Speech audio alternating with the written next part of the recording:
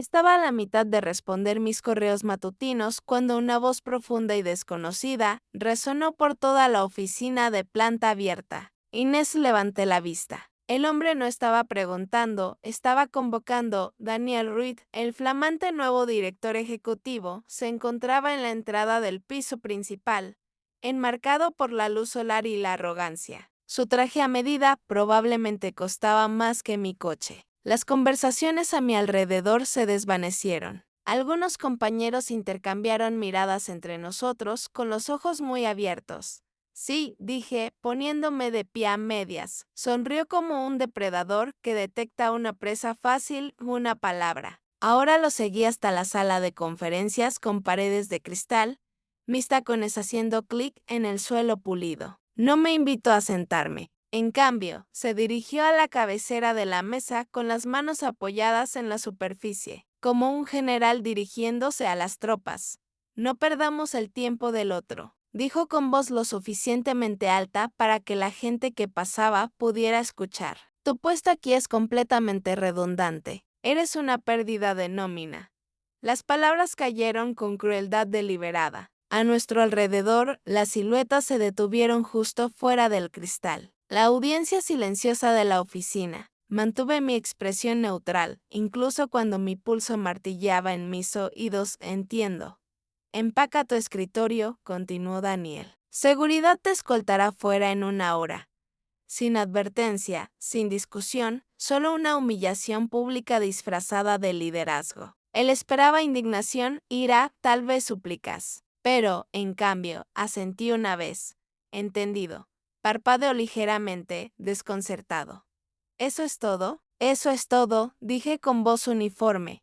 Porque lo que Daniel Ruiz no sabía, lo que nadie en este edificio sabía, era que, 2 días antes, había firmado documentos que me convertían en la accionista mayoritaria de esta empresa. Y si hay algo que he aprendido en la vida es que las victorias más dulces no se gritan en el momento. Se sirven después, lentamente, cuando la otra persona cree que ya ha ganado. La verdad era que había visto venir a Daniel desde kilómetros de distancia. No literalmente nunca lo había conocido antes de hoy, pero había leído lo suficiente sobre él en publicaciones de la industria para conocer su tipo: descarado, agresivo, obsesionado con los juegos de poder. Y había sabido, en el momento en que la Junta anunció que reemplazaría al señor Castillo como director ejecutivo, que mis días aquí, en mi puesto actual, estaban contados.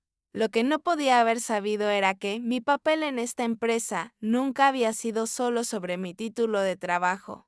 2 días antes, me había sentado en el despacho de mi abogada con las manos dobladas sobre un grueso escritorio de roble que olía levemente a cera de limón y historia. Frente a mí se sentaba María Delgado, una mujer que había representado los intereses comerciales de mi familia durante más de 20 años. Los documentos entre nosotras estaban cuidadosamente apilados, cada página pesada con sellos grabados. Una vez que firmes aquí, dijo María tocando la página final. La transferencia estará completa. Tendrás el 62% de las acciones con derecho a voto de la empresa. La miré fijamente, aún ligeramente aturdida. ¿Y estás segura de que esto no activará ningún archivo público todavía? Completamente hermético, respondió. Tu tío estructuró la venta a través de un fideicomiso privado para evitar escrutinio. La Junta no lo sabrá hasta que elijas informarles. La pluma en mi mano se sentía más pesada de lo que debería. Con una firma tendría más control que cualquier otra persona en este edificio, incluso el director ejecutivo entrante. Las palabras de mi tío resonaron en mi mente. Me había dicho años atrás: paciencia, Inés. Llegará un día en que necesitarás influencia. No la desperdicies demasiado pronto. Firmin María deslizó los documentos en una carpeta de cuero cerrada. Felicitaciones, dijo con la más tenue de las sonrisas conocedoras ahora, de pie en el medio de la sala de conferencias, mientras Daniel Ruiz anunciaba mi despido como un discurso de victoria. Entendí exactamente lo que mi tío había querido decir. No necesitaba contraatacar ahora. Solo necesitaba dejarlo cavar su propia tumba. Regresé a mi escritorio sin una palabra. Mi equipo bueno, ex equipo fingía trabajar, pero capté las miradas furtivas, los susurros de qué pasó, detrás de manos acopladas. Empaqué lentamente, cuidadosamente, eligiendo solo algunos objetos personales, la taza de cerámica que Emma de contabilidad me había dado la Navidad pasada, el pequeño cactus que de alguna manera había sobrevivido a mi negligencia. Una foto enmarcada de mis padres tomada el día que mi padre cortó la cinta en el primer almacén de la empresa. Llegó seguridad, incómoda y apologética. Mientras me escoltaban al ascensor, capté mi reflejo en el cristal, calmada, serena, y, si miraba de cerca, solo la pista de una sonrisa en la comisura de mi boca. Porque sabía algo que Daniel no sabía, la próxima reunión de accionistas estaba programada para el próximo jueves. Y esta vez no asistiría como empleada. Esa noche me senté en mi apartamento, la carpeta de cuero que María me había dado descansando sobre la mesa de café. Pasé mis dedos sobre el sello grabado, la realidad aún asentándose. 62% de la empresa. Pensé en mi padre, en los años que había vertido en construir un negocio que valoraba a su gente y en que tan rápido esa cultura se había erosionado bajo la arrogancia corporativa. Daniel Ruiz acababa de cometer el error de subestimarme frente a toda la oficina y iba a asegurarme de que, el día que regresara a esa sala de juntas, no sería para pedir mi trabajo de vuelta, sería para tomar el suyo.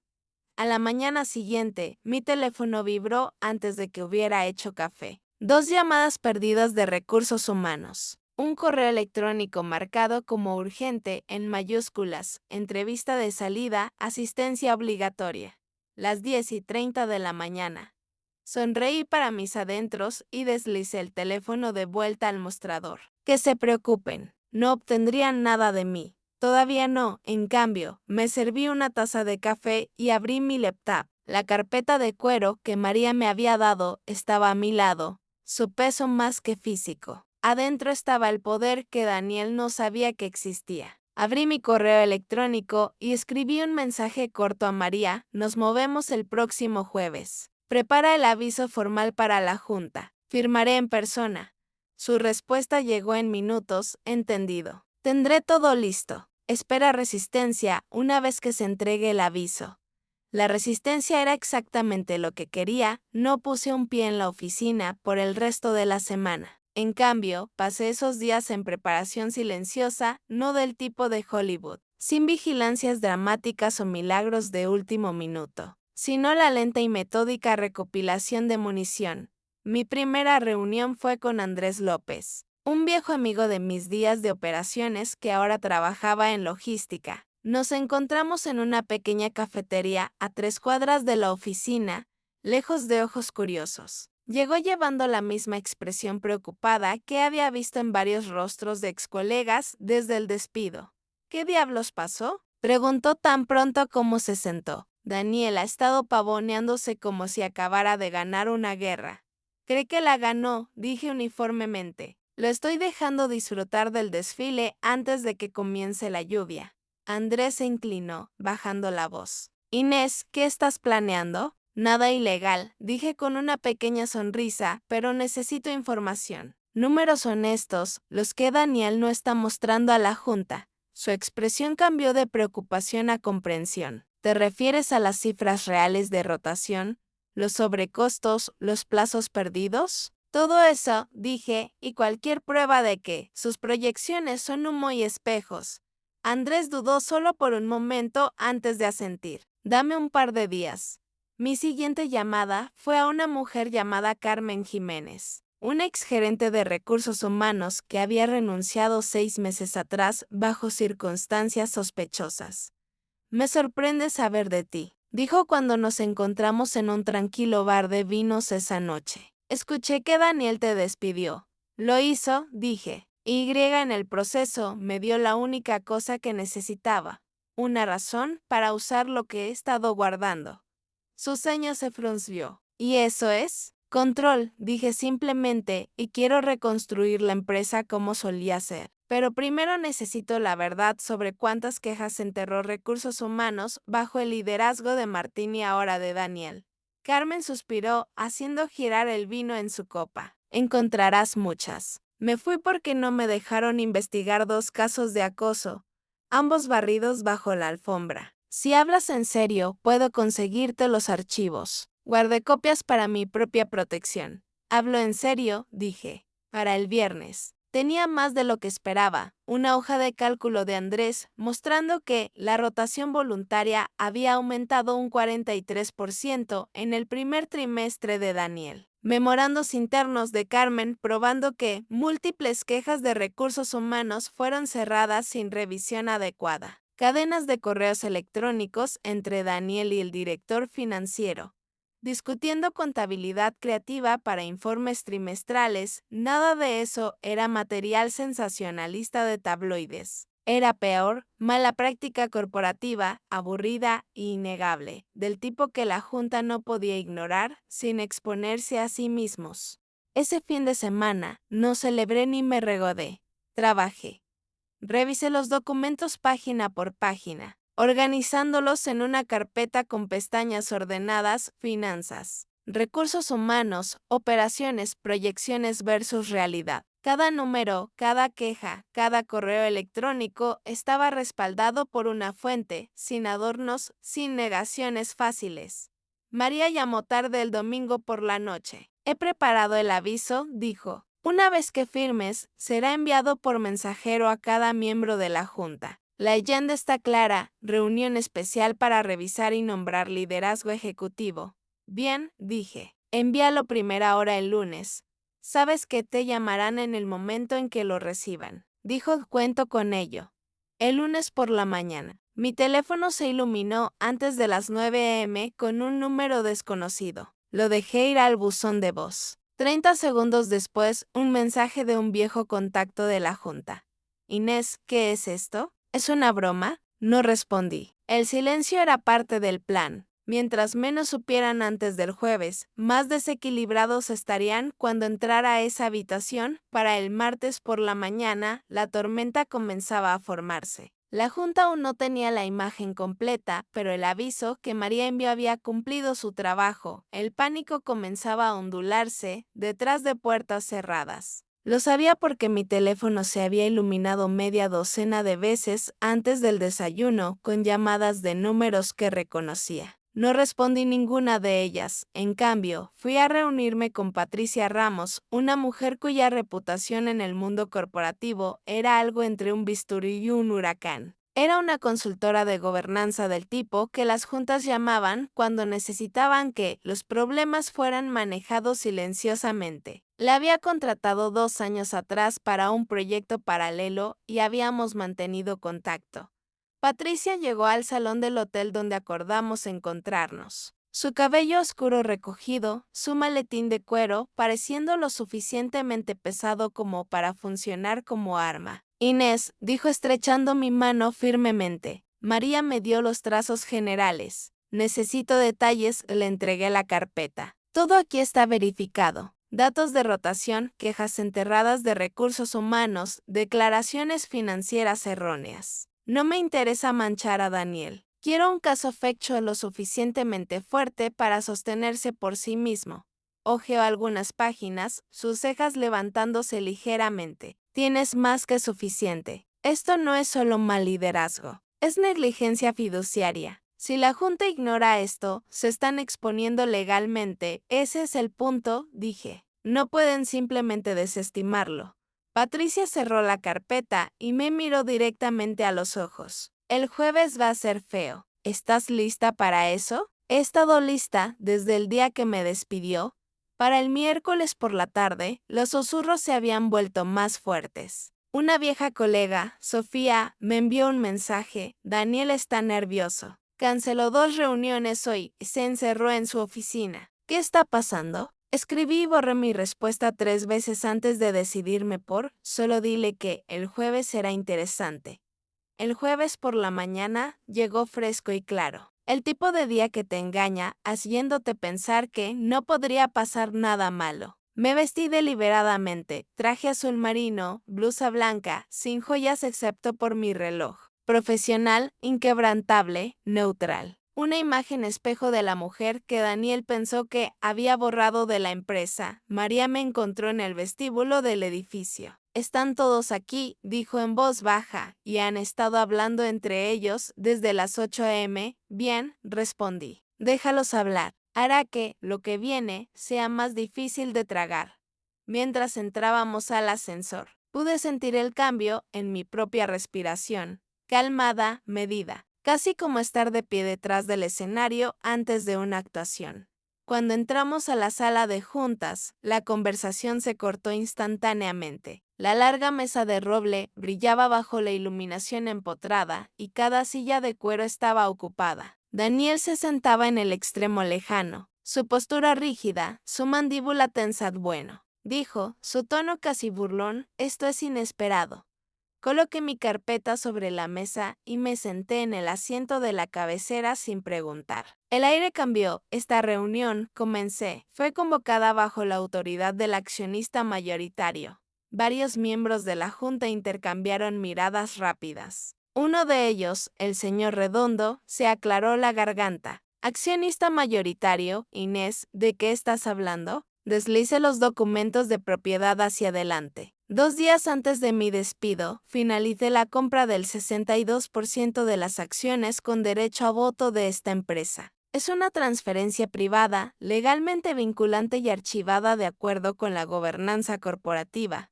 Un silencio se instaló sobre la habitación. Daniel se inclinó hacia adelante, sus ojos entrecerrados. «No puedes estar hablando en serio».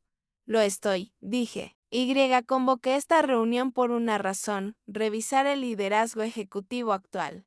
La sala de juntas estaba silenciosa, excepto por el zumbido tenue del aire acondicionado. Me senté en la cabecera de la mesa, los documentos de propiedad extendidos ordenadamente frente a mí, y dejé que la pausa se extendiera lo suficiente para que cada ojo en la habitación se mantuviera en mí, como accionista mayoritaria. Comencé. «Estoy ejerciendo mi derecho a convocar una revisión formal del liderazgo ejecutivo actual. Eso incluye la posición de director ejecutivo». Daniel dio una risa corta y despectiva. «Esto es absurdo. Te estás haciendo un espectáculo, Inés. Has estado fuera una semana y crees que entiendes lo que se necesita en este nivel». Conocí su mirada uniformemente. «Entiendo más de lo que crees, y tengo datos para respaldarlo». Abrí la carpeta que había traído, la que había pasado noches ensamblando con la ayuda de Andrés y Carmen, y deslicé el primer paquete hacia la secretaria de la junta. «Estos son los números reales de ingresos del segundo trimestre, extraídos directamente de nuestros registros internos del servidor. No coinciden con las cifras presentadas en el último informe de la junta». La secretaria miró la primera página, luego miró agudamente a Daniel. «Están sacados de contexto», dijo Daniel rápidamente. «Variaciones contables normales». «¿47% de variación?», pregunté, mi voz aún calmada. «Si eso es normal, entonces esta empresa está en peor forma de lo que pensé». El señor Redondo, uno de los miembros senior de la junta, se aclaró la garganta. «Daniel, esa es una brecha significativa». «Es un problema de tiempo», insistió Daniel, no discutí. En cambio, pasé el segundo conjunto de documentos, resúmenes de quejas de recursos humanos. «Esto», dije, «es una lista de quejas formales de empleados presentadas en los últimos 9 meses, ninguna de las cuales fue investigada según la política. Varias involucran alegaciones serias que fueron cerradas sin resolución». Una de las miembros más nuevas de la junta, la señorita Castro, frunció el ceño mientras hojeaba las páginas. «Estas son serias. ¿Por qué no fuimos informados?». «¿Por qué?», dije, volviendo mi atención a Daniel. «Las quejas fueron enterradas. Firmaste al menos 2 de ellas personalmente». «Eso no es. Tu firma está en los formularios de cierre», interrumpí, manteniendo mi tono uniforme. Página 12. Hubo un crujido de papel mientras los miembros de la junta voltearon a la página. Daniel se movió en su asiento, la sonrisa confiada desaparecida, ahora reemplazada por los primeros signos de tensión. Dejé que el peso de los documentos se colgara en el aire por un momento antes de moverme a la pestaña final en mi carpeta. «Proyecciones versus realidad». Estos, dije, distribuyendo el último paquete, son comparaciones lado a lado de las proyecciones públicas de crecimiento de Daniel versus el rendimiento real bajo su liderazgo. Los ingresos están estables. La cuota de mercado ha caído 2 puntos solo en el último trimestre. La rotación de empleados en departamentos clave ha aumentado 43%. Y, sin embargo, los bonos ejecutivos aumentaron 15%. Por un momento, el único sonido fue el voltear de páginas. Cuando el señor Redondo finalmente habló, su voz era baja pero firme. Daniel, esto es preocupante. Las manos de Daniel se tensaron sobre la mesa. Está torciendo números para hacer que su vendetta personal parezca legítima. Nada de esto es accionable. Me incliné hacia adelante ligeramente, mi voz silenciosa, pero llevando. Esto no es personal, Daniel. Esto es gobernanza, y el deber de la Junta es actuar en el mejor interés de la empresa y sus accionistas. Resulta que soy la accionista mayoritaria, lo que significa que esta moción no necesita una segunda votación para pasar. Las palabras parecieron caer como un golpe físico. Algunos miembros de la Junta intercambiaron miradas, algunos se reclinaron. Su decisión ya tomada. Tomé la hoja final de papel frente a mí. La moción formal para remover a Daniel Ruiz como director ejecutivo, efectivo inmediatamente. Como accionista mayoritaria, emito mi voto a favor.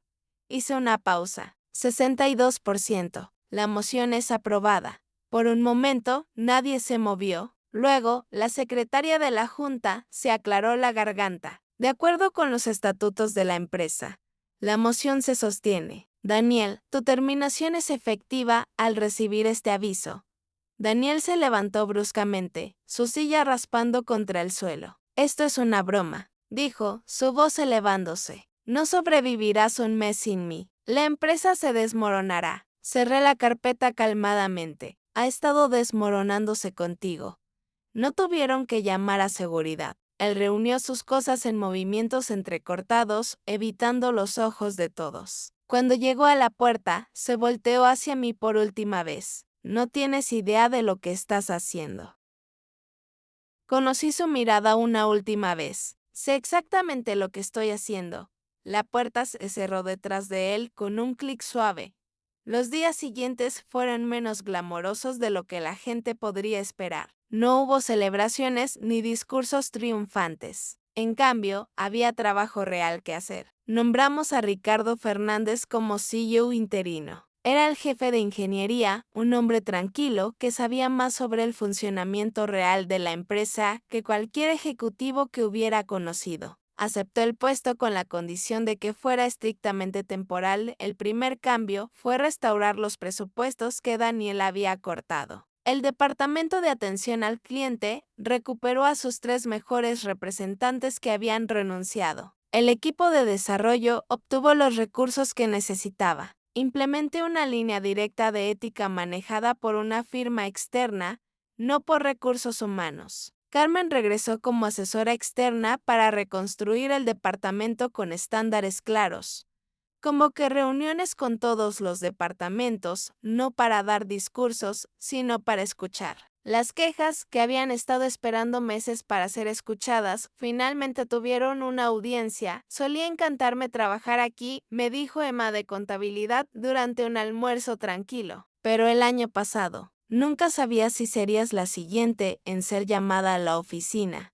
Para el final del primer mes, la diferencia era notable. Las renuncias se detuvieron. La productividad aumentó. Por primera vez en mucho tiempo, podías escuchar risas en los pasillos. 3 meses después, los números hablaban por sí solos. La rotación de empleados había bajado al 5%. La satisfacción del cliente había subido 18 puntos. Los ingresos, aunque modestos, mostraban un crecimiento sostenible y honesto. Pero el momento más significativo llegó durante una reunión de toda la empresa. Estaba de pie en el mismo salón principal, donde mi padre había cortado la cinta décadas atrás. Algunos de ustedes me conocen, comencé. Algunos me vieron escoltada fuera hace meses. Ambas cosas son ciertas. Una risa nerviosa recorrió la sala. No estoy aquí para hacer un discurso, continué. Estoy aquí para ser responsable y pedirles la suya. La semana pasada me dijeron que era una pérdida de nómina. Quiero que sepan lo que la nómina significa para mí, nombres, no números. Si no podemos decir su nombre y lo que hacen bien, no merecemos su trabajo. No hubo aplausos al principio, luego los hubo. No fuertes, no teatrales, solo lo suficiente para decirme que la gente había registrado la diferencia entre un espectáculo y un plan. 6 meses después, estaba sentada en la misma sala de conferencias donde Daniel me había despedido, pero ahora era diferente. La mesa estaba rodeada de jefes de departamento para nuestra reunión mensual, y, por primera vez en años, todos realmente querían estar ahí.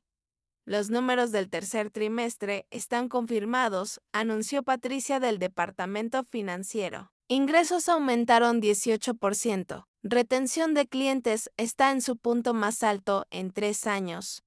Ricardo sonrió desde el otro extremo de la mesa. Había demostrado ser un líder excepcional, y cuando le ofrecí el puesto permanentemente, aceptó con la condición de que pudiéramos mantener la cultura que habíamos reconstruido.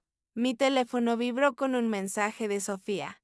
Tiempo para un café celebratorio. El equipo quiere brindar por los nuevos cambios. Sonreí y escribí de vuelta, en camino. Mientras salía de la sala de conferencias, miré atrás una vez. Mañana sería simplemente la accionista mayoritaria, la persona que se aseguraría de que nunca más permitiríamos que la arrogancia destrozara lo que generaciones habían construido. Pero hoy era simplemente Inés, y eso era suficiente. Esa noche, sola en mi nueva oficina, finalmente subí al despacho de la esquina. No cambié el escritorio ni las ventanas. Sí, reemplacé las fotografías en la pared con imágenes del taller, del servicio de ayuda y del almacén. En la credencia puse un marco, mi padre y yo en ese primer corte de cinta, ambos entrecerrando los ojos bajo el sol. Orgullosos por razones que no podría haber nombrado, entonces abrí el último informe. Los ingresos habían subido modestamente, honestamente. La satisfacción del cliente había escalado. La rotación había disminuido. Nada de eso era meteórico. Todo era real. Cuando Patricia tocó la puerta con el informe final, le dije, estamos bien. No triunfante, no vengativa. Solo firme la venganza que todos querían ver, la dramática. Ya había sucedido el día que la puerta se cerró detrás de Daniel. Lo que importó después fue la elección que hice a continuación. Elegí construir. ¿Te resulta familiar esta historia? ¿Has estado alguna vez en una situación donde tuviste que elegir entre aceptar la injusticia o encontrar la manera de cambiar las cosas desde adentro? Me encantaría escuchar tus experiencias en los comentarios. Si esta historia de perseverancia y transformación silenciosa resonó contigo, no olvides darle like y suscribirte para más historias sobre personas que encontraron maneras inteligentes de superar las adversidades. Y compártela con alguien que necesite recordar que a veces la paciencia y la preparación pueden ser más poderosas que la confrontación directa. Gracias por acompañarme en el viaje de Inés. Recuerda, el poder verdadero no siempre grita, a veces simplemente actúa.